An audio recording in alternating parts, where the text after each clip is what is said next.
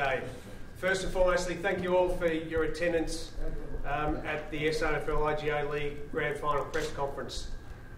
Firstly, I'd just like to acknowledge South Adelaide's performance from last week. Obviously, did a fantastic job, have come from a mile back this season and known how to put some pretty significant building blocks in the ground for the coming seasons. Obviously, fantastic to have both the Norwood and Port Adelaide football clubs in the grand final, represented by their respective coaches, Ben Warren and Gary Hocking, and also captains Kieran McGuinness and Stephen Sutherland. Thanks, guys, for your attendance. I've just seen Dave Gleeson up the back, lead singer of the Screaming Jets. Fantastic to have Dave here, and if you weren't already aware, I've been living under a rock.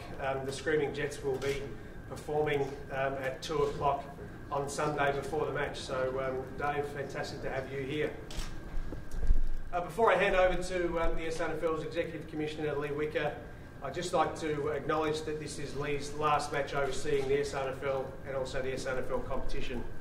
And just for anyone who wasn't aware of Lee's background, Lee became the first full-time general manager at the Sturt Football Club at the age of 21. He served as league director of that club from 1968 to 1972. But came into his own after being appointed to the Football Park Steering Committee, which obviously developed Football Park as the SANFL stadium. Not only did he help develop Football Park though, but he also set up the SANFL's catering operation, which served the league so well since that particular day to now. He commenced in his existing role in 1984. In 1990 he played an integral strategic role in the formation of the Adelaide Football Club. By 1996, Lee's experience again proved invaluable when Port Adelaide were granted the second AFL licence here in South Australia. Since then, the fact that the SANFL is regularly recognised as the best state league competition in Australia can be largely attributed to Lee's tireless efforts. Most recently, he was a key driver of delivering Adelaide Oval from a football perspective, and was obviously also named the first CEO of the Adelaide Oval Stadium Management Authority. So Lee, I'll throw it over to you. Thank you for your immense contribution to South Australian footy over the last 40 years, mate. Well, knowing you're going to have that spiel, I would have overridden you, but today is about the most important event of the year, and that's talking about the grand final that's going to be played this weekend. We've had, I think, a fantastic season. Attendance has been up. Our television coverage has been exceptional throughout the year. But this weekend it comes down to something special between two great clubs, rivals against each other for years and years and years. And the fact that we've restructured our competition this year for the two AFL clubs to have a participation is great. That today we have the Magpies participating for the first time in the 21st century. That might surprise a lot of people, because Magpies, Norwood, Sturt, Donnell and Centrals have been commanding a lot of the premierships over that period of time. If Norwood get up this week, it will be a three-peat in 125 years. It's a magnificent feat. Congratulations to Ben and his crew. I said to him earlier he should be out there still playing, but he's not quite as old as Rock Maynard. To the Magpies, to underline a hugely successful year, to Gary Hocking and your team, we wish you, certainly on Saturday, the very best of luck, because I sent your chairman on the other night an amazing performance. You have your club in the AFL has done South Australia proud, and your club in the SANFL are going to be very worthy contenders in this grand final. So congratulations to all of you. We haven't had a grand final here since 1973 when Donnell beat North Adelaide. When you think back, former coach of the Norwood Football Club, Bob Hammond. In fact, Bob took Norwood from 5th to win the premiership in 1984. Bob was playing full-back here on this ground in 1973. And Graham Corns, you might recall, took a miraculous mark to kick, well, was the winning goal, but they are memories that I think we're going to relive this coming Sunday when these two great clubs go out to combat. Mention television. I'll give you a little a snippet. Last Sunday, there was the V8 race in Melbourne, which was on mainstream 7, and there was the preliminary final on 7 May. The V8 race was at Sandown. It was the last day of the weekend, you might recall. Mainstream 7 commanded 31,000 viewers. The preliminary final on 7 May claimed 55,000 viewers watching our game against an international sport. And I think that's symbolic of where South Australian football sits. We're getting a huge audience through the media coverage, and we're getting terrific attendances. And I can't wait until Sunday. And I confidently say there'll be at least 30,000+ people here. As Chris has said, I am putting a queue in the rack. Probably should have done it years ago. But what I want to say to everyone here today, particularly the media, that I've had a long association with, thank you very much for what you do for South Australian football at all levels. And that's print media, electronic media, country media. I mean, our game reaches right out to the communities in the far parts of this state. So thank you for what you are doing and what you will continue to do. It's been my privilege to have served this great game for so many years, and certainly Sunday will be a day where I'll probably reflect on those years. But it's been a great joy when I can recall selling out grand finals year in and year out, 50,000 people down at Footy Park. One interesting statistic I'll leave you with, that this year we cracked 1 million people here at the Adelaide Oval for AFL football. This might surprise you. In 1965, we had 1 million people that came and watched the SANFL competition and the final series. I think that's just an endorsement of what this game means to people throughout all of our communities. So good luck to both teams. I know it'll be a fantastic grand final, and I'm looking forward to it, and the day's yours. Congratulations. Throw it over to the media now to discuss matters with the coaches and captains, and then after we've got Dave Gleeson here if anyone wanted to have a chat to Dave about the weekend's. I wanted to give us a couple of notes as well. A couple of notes. Fire away. Steve, can I kick it off? What's the week been like? You sit back and you watch the reserves in a tight run, and then you see the game unfold between Gary and Brad. What have you been up to with your players?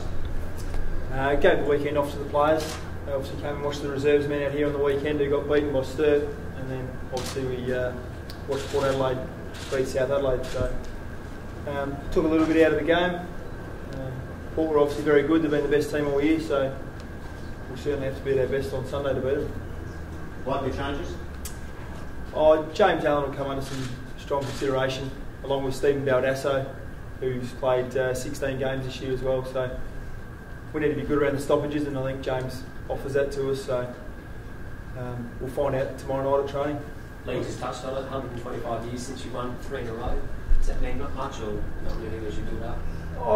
Not something that we've mentioned previously, but it's certainly an exciting time for the supporters, and we were under the pump early on in the season, so to get to another grand final and give us an opportunity to play in 3 in a row and 4 of the last 5 is pretty exciting for the footy club.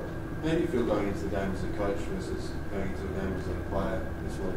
As a player, I felt very confident as a player the last 2 years because we were the best team, and we were very well drilled.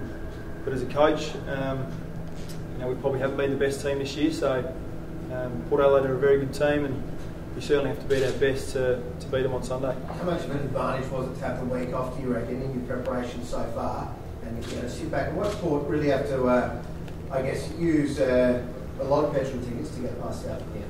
It was a warm day. It was a good clash. I think that the majority of our playing group had to play now for a long period of time. We had to keep winning, and we haven't had that luxury of resting players throughout the year. So Tim Webber, Kieran, Jace Bode, Brady Dorr, these sort of guys, they're all sore, and so to get a week off and freshen up, it certainly might give us a few %, but that's what we might need to win. You mentioned Jimmy Allen before. Would it be a risk to bring him back, for such a big game? After so long was out. Oh, look, Jimmy's a quality player. He's played in a grand final before. He's won 3 McGarrys. He's a quality player. He's obviously had 2 runs in the reserve, so we probably would have brought him straight back in if it was a minor round game. So, look, 3 games back, I think it'd be okay if we decide to go down that path. Well, how do you approach the week? How do you sort of sum it up with your players? Just a bit of recovery, I'd imagine, after a tough game. Yeah, no, as Ben said, it's warm conditions, so I think our players really enjoyed actually getting another hit out on Adelaide Oval. So it was disappointing to lose the second semi-finals only by a narrow margin. Our last quarter wasn't good enough, so I think what we've been able to do is we need to win.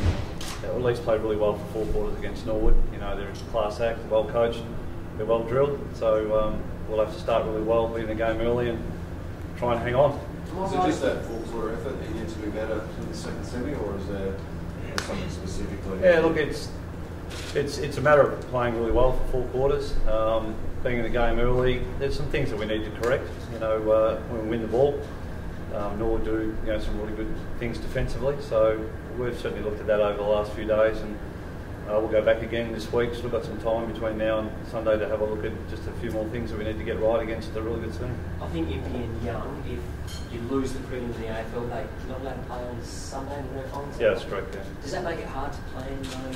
It sort of hinges on that result. No, not really. We've I think that's been a routine for the coaching group and the match committee throughout the year. You know, with who's in and who's out. There's emergencies that need to be taken away. We understand 2 or 3 might go this week. 2 or 3 might come back. So I guess it's something that's always affected us. That's probably previously affected the other SANFL clubs, but we just get around that. We'll just pick the best 21. But you've obviously had a couple of really big second half displays. Obviously, the second semi didn't quite get over Norwood, but last week was a fantastic performance in that second half. How much confidence does that give you guys, knowing that no matter really what the stage of the game is, you guys can come over the top and get the job done? I think we know we're good enough. Again, I'll just go back to the 4 quarter effort. The 3rd quarter against Norwood, we corrected some things. We made a couple of adjustments to our team. I spoke to them at half time about just trying to get going a little bit.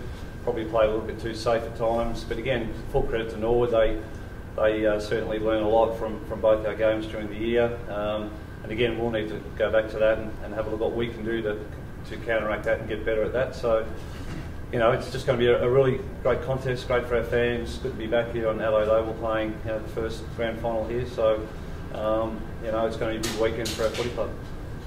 Just a quick one on saw your injury list yesterday. Brugman had a shoulder. Is that serious? Is he a chance of missing because of it?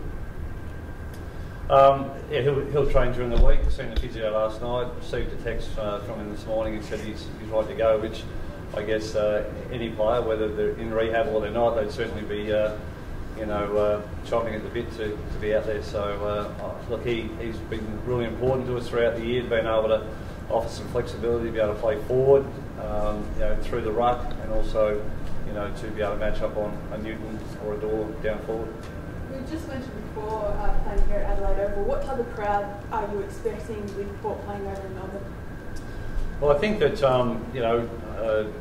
there's obviously going to be a big number of people go over on Saturday, and I think that whether Port Adelaide win or lose on Saturday, I think they'll come back and really get behind us. They've really enjoyed coming to this stadium. It's world class. We've seen it filled out right throughout the year, so it's our spiritual home.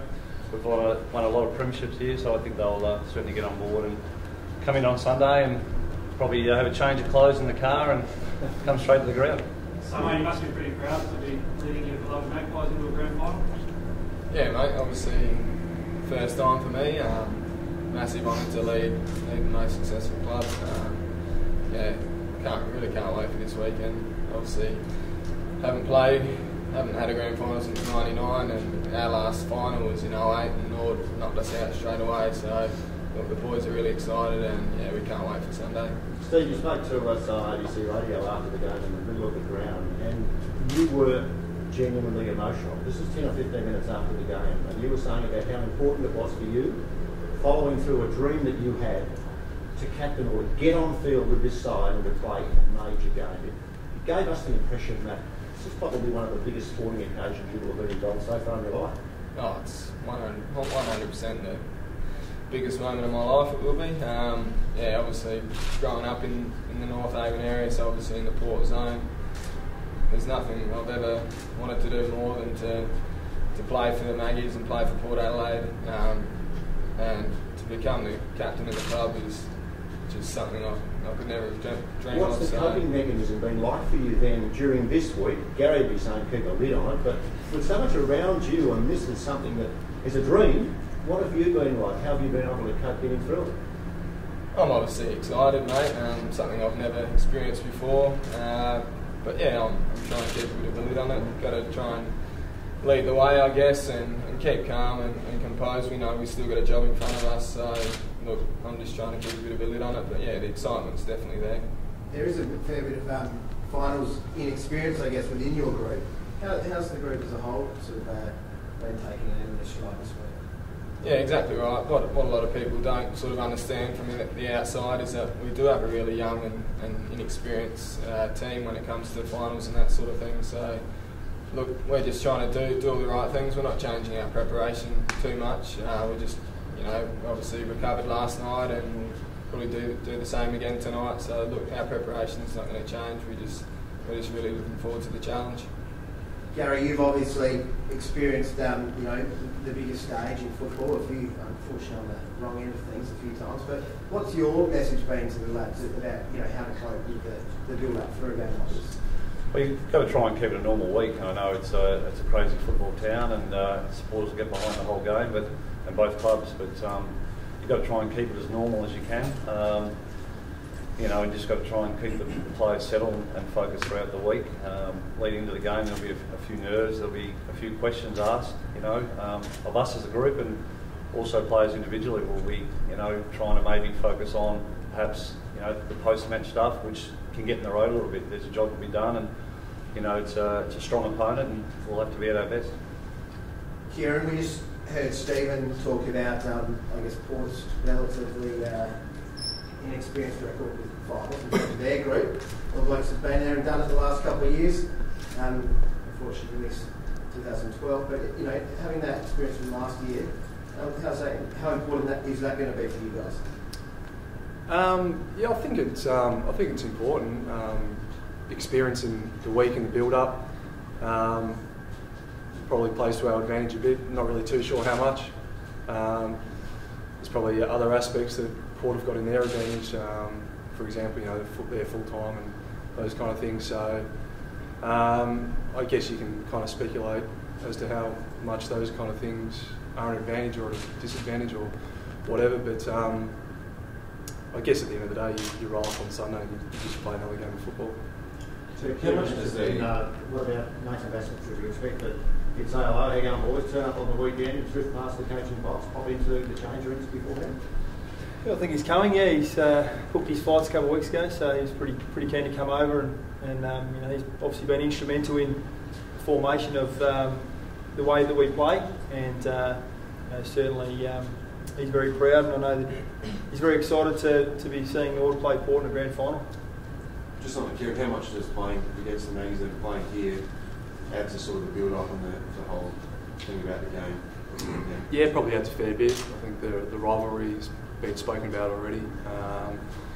Grand finals are big, no matter who you play against. But one thing I've learned since I've been over here,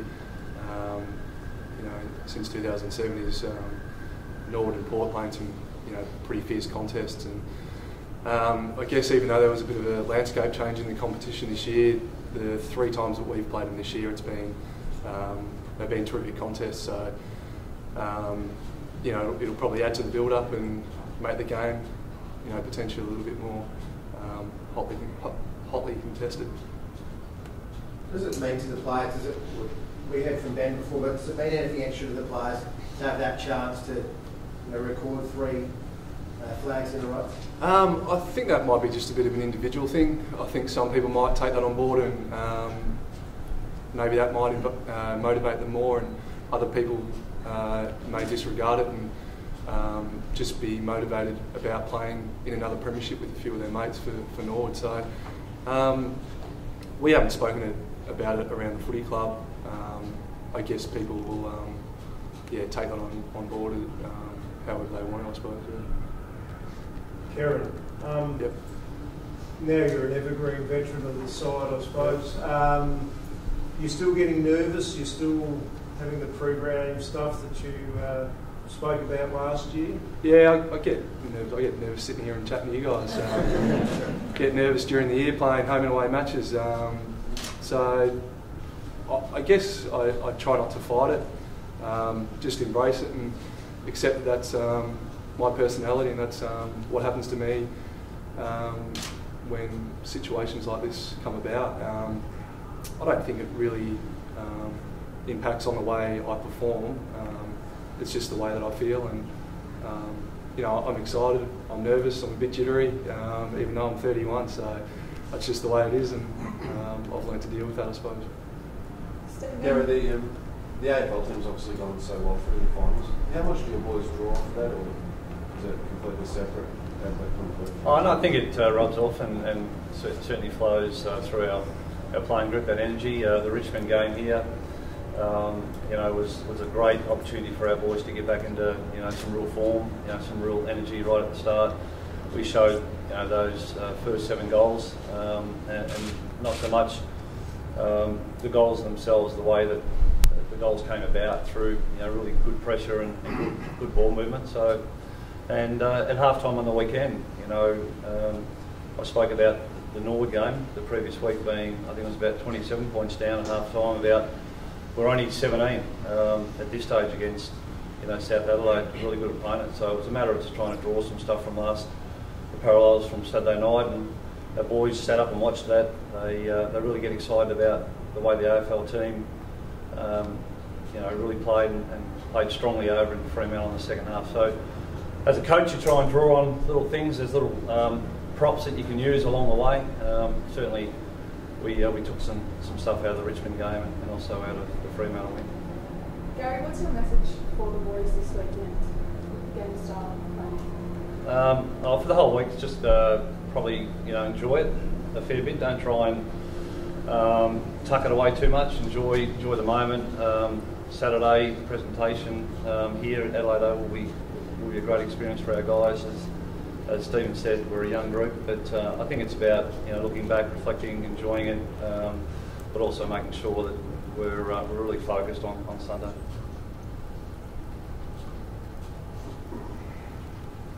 Well done. Thanks, guys. Thanks, guys. Just to recap, 10 o'clock here Saturday, the 2 teams will be presented. Grab the guys individually now for photos.